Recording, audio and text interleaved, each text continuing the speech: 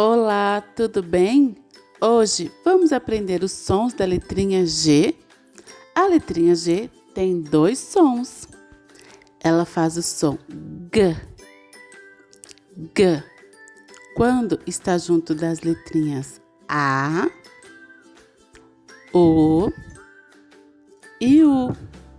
A letrinha G também faz o som J, J, quando está junto das letrinhas E e da letrinha I. Agora, vamos ver o traçado da letrinha G? A letra G é uma voltinha e um tracinho para trás. Agora, vamos lá. A letrinha G com a letrinha A faz o som G. Gato, galo.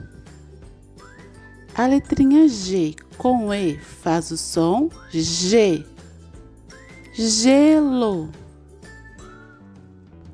gelatina. A letrinha G com I faz o som G.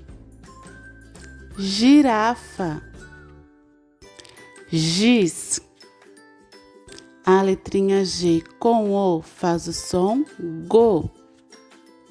Gol, gota, goiaba.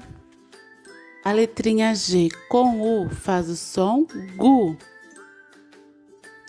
Gustavo, gude. Agora vamos relembrar. G, G, Gi, Go, Gu. Muito bem, parabéns!